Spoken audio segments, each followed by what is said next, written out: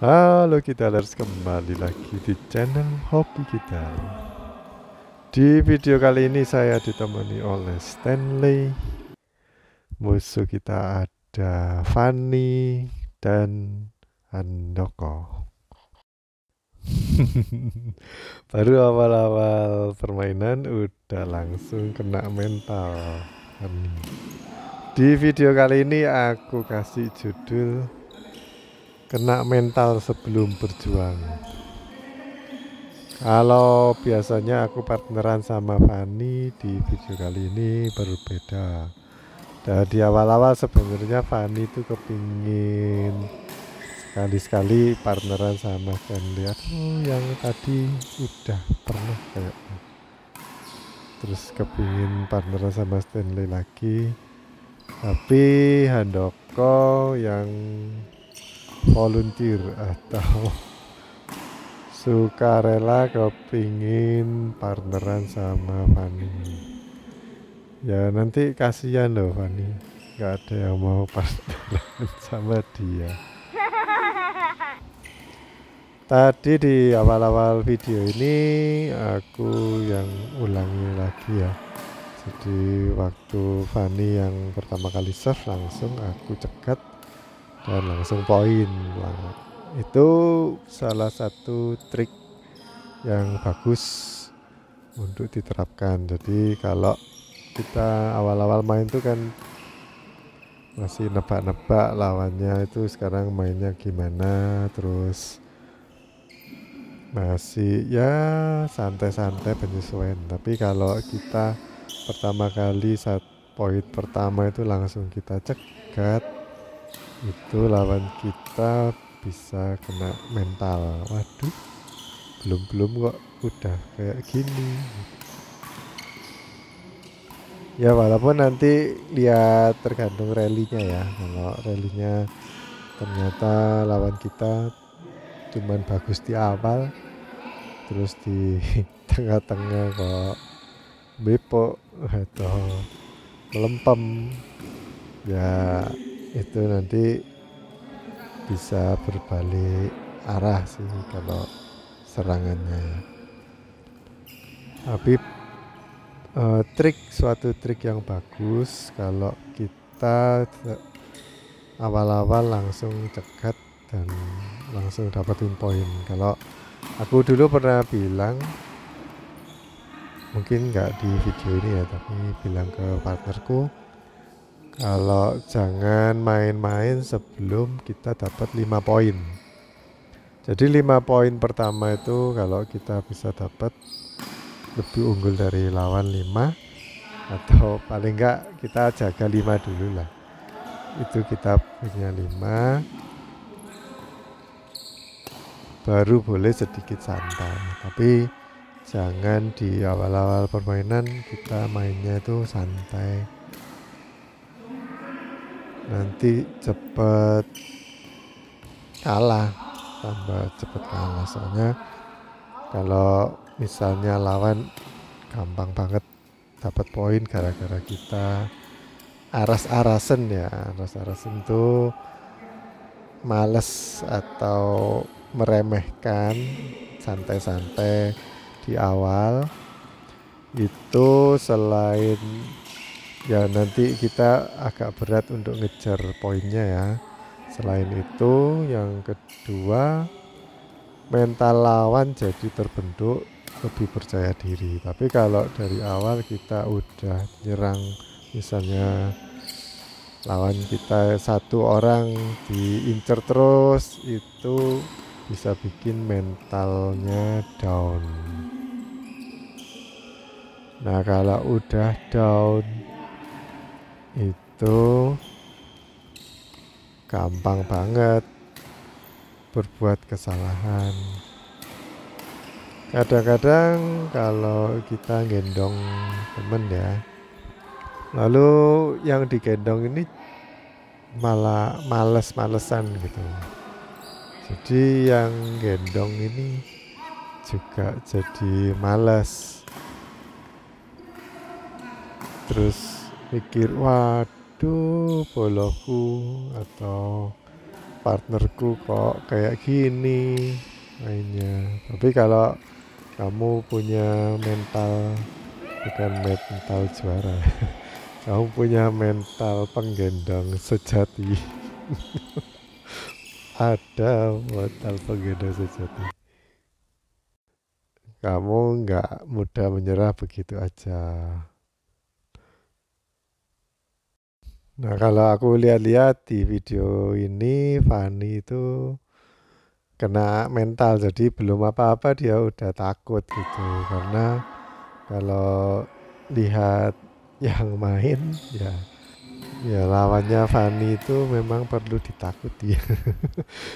Karena aku mainnya pakai tangan kiri, sedangkan Stanley mainnya sering smash atau smashnya itu kenceng banget. Ya nggak kenceng banget sih, tapi cukup kenceng lah. Nah sebenarnya kalau kita itu nggak seberapa skillnya, nggak seberapa bisa main gitu ya, kita cari lawan-lawan yang lebih pintar dari kita supaya kita itu bisa ada kemajuan skillnya.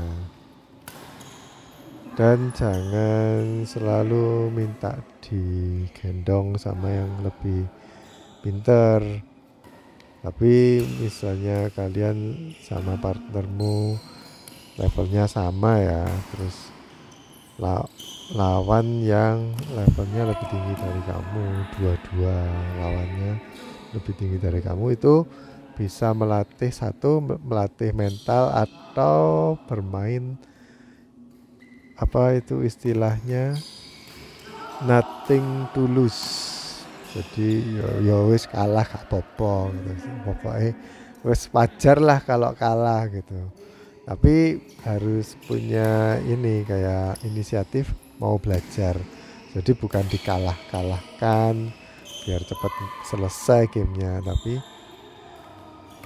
latihan untuk mengolah bola dan belajar taktik juga.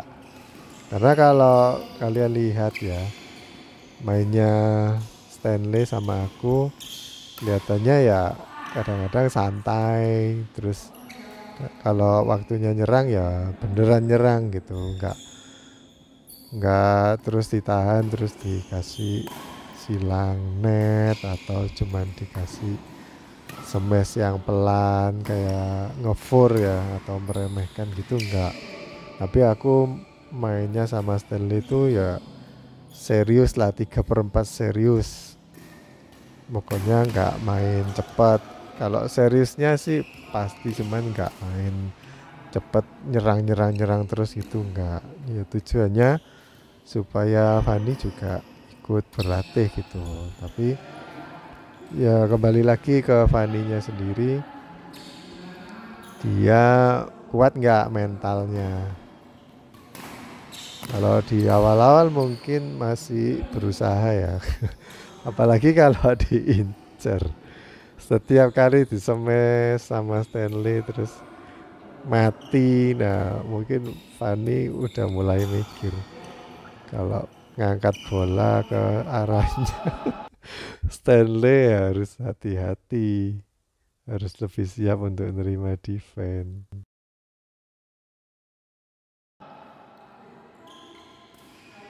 Nah latihan-latihan mental kayak gini tuh penting. Jadi kalau biasanya kita digendong terus enak-enakan ya, yang gendong itu yang kerja keras, kalian itu enak-enakan misalnya. Terus kalau kita lagi sparring sama klub lain, nggak bisa enak-enakan karena mereka lawan kita juga nggak tahu skillnya kita itu seperti apa gitu. Jadi mereka anggap lawannya itu sama-sama lebih bagus dari mereka, jadi mereka pasti berusaha lebih keras. Terus ternyata kalau udah rally berlanjut di tengah-tengah permainan pasti kelihatan yang mana yang lebih lemah, yang lebih kuat, yang mana terus yang mana yang harus diincar gitu. Jadi kalau kalian kebiasaan nggak tahu diincar, jadinya, terus kaget. Nah, kalau dalam keadaan terdesak seperti itu, kalian harus bagaimana, mikirnya itu bagaimana. Yang pertama, nikmati aja permainannya.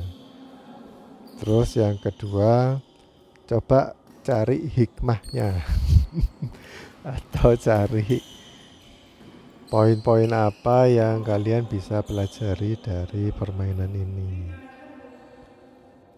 Boleh-boleh aja nganggap oke lah, aku kalau main lawannya kayak gini pasti kalah, tapi kalian harus mikir ya udah kalah apa, cuman aku bisa pelajari apa dari permainan ini gitu. Terus yang ketiga, walaupun lawan kita itu bagus mainnya, tapi setiap orang pasti punya kelemahan. Kita bisa cari-cari kelemahannya lawan, pasti adalah kelemahannya. Nah, itu kalian harus pelajari atau lebih detail untuk mengamati lawan. Misalnya lawan itu habis kita apain terus mati, atau bukan ditembak mati ya, tapi bolanya mati, dia nggak bisa ngembaliin, itu langsung seketika amati posisinya lawan itu di mana, matinya kenapa. Misalnya matinya kena smash, tapi smash yang mana, yang di daerah kiri atau di daerah kanan, di daerah body atas atau bagian backhand. Nah, itu diamati, jangan cuman oh mati, oke udah mati gitu aja, tapi kenapa kok mati, karena apa gitu.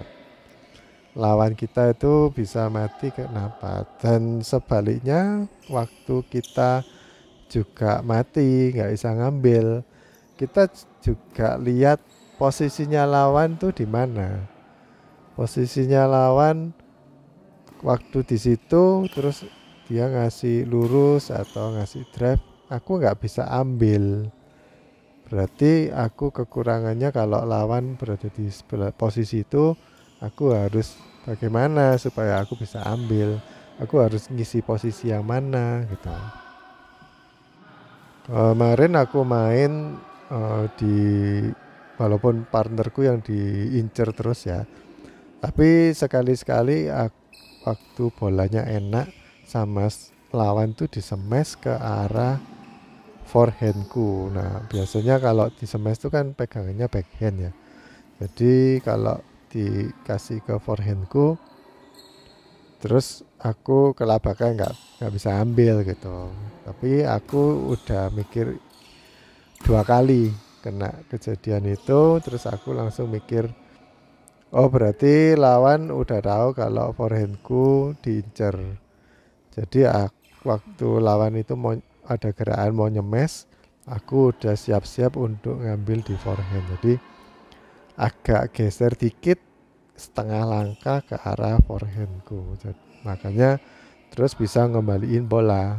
Nah, jadi lawan nggak bisa nyerang lagi. Tapi itu hasil dari pengamatanku mengenai lawan dan posisiku di mana waktu aku nggak bisa ngambil gitu. Jadi bukan semata-mata karena skill kita itu buruk, tapi karena kita salah posisi, menempati ruangan itu kan, ya jaga kiri kanan, tapi kiri kanan yang mana gitu, yang berapa senti dari garis tepi.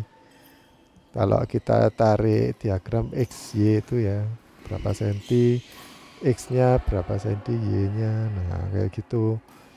Kita harus tahu, harus jaga di mana. Posisi kita miring badannya ke arah bola atau menghadap ke depan, atau malah silang kebalikannya dari arah bola. Nah, itu kalian bisa pelajari. Aku mau cerita sebentar ya. Jadi kemarin tuh aku baca di artikel ada pemain Malaysia, ya aku nggak mau sebut namanya ya, tapi dia udah menang di kompetisi besar lah. Terus kemarin waktu lawan yang dari Indonesia sama coachnya udah dikasih tahu, kalian jangan ngeremehin lawan. Terus walaupun kalian udah menang di kompetisi yang itu, tapi jangan ngeremehin. Terus dikasih instruksi, kamu harus main gini gini gini. Dan ternyata mereka nggak main seperti yang diinstruksikan dan udah mulai kalah gitu. Terus set kedua baru mulai nuruti tapi udah terlambat. Nah, di situ pelatihnya ngeroweng atau curhat sama wartawan, bilang kalau pemainnya yang dia pegang itu udah mulai sombong, dikasih instruksi nggak mau nurut. Terus ada legenda badminton Malaysia juga bilang, kalian mungkin pemain-pemain muda ini terlalu banyak main sosial media atau terima endorse dapat uang, tapi lupa badmintonnya, lupa latihannya. Kenapa kok aku cerita kayak gini? Nah, kalau atlet tuh kan punya pelatih ya, jadi gak semata-mata mereka itu bermain nuruti keinginan hati mereka sendiri. Kecuali kalau kemarin All Indonesian Final ya, pelatihnya aku lihat nggak ada. Jadi mereka main-main sendiri, janjian-janjian sendiri sama partnernya. Nah kalau kita main di klub kayak gini, main-main sama teman-teman kan nggak ada pelatihnya. Jadi kalian pelajari sendiri, belajarlah jadi pelatih, pelatihnya dirimu sendiri. Introspeksi diri ya, jadi nggak boleh sombong. Kadang-kadang aku lihat ada teman-teman tuh main, terus pulang-pulang main tuh ngerasani. Oh itu mainnya gini, oh itu mainnya gitu. Nah, aku aku ya seneng-seneng aja itu ikut seneng ngerasani orang gibah. Tapi kita juga harus mawas diri atau nggak boleh lupa kalau kita juga punya kekurangan. Atlet juga punya kekurangan, walaupun mungkin skillnya itu bagus, tapi kekurangannya mungkin di mental, yaitu sombong. Atau lawannya sombong, rendah diri, takut, belum apa-apa udah takut, terus nggak mau berjuang. Di video kali ini tengah-tengah permainan Fani itu langsung bilang, udah wes kok jangan direkam, maksudnya nanti videonya jangan diupload, malu soalnya dari tadi kok matian gitu. Nah itu nggak apa-apa, jadi kalian bisa lihat, khususnya Fani bisa lihat kelemahannya di mana, terus dipelajari biar nggak mengulangi kesalahan yang sama. Oke guys, gitu aja game kali ini. Semoga bermanfaat. Jangan lupa like dan subscribe. Nantikan video-video berikutnya supaya kalian bisa belajar dari permainan teman-teman yang ada di sini. Ya termasuk saya juga masih belajar. Makanya aku rekam videonya. Dan aku merasa dengan merekam-rekam video permainanku sendiri, aku merasa lebih maju sih permainanku. Oke, gitu aja. Makasih udah menonton. Dadah.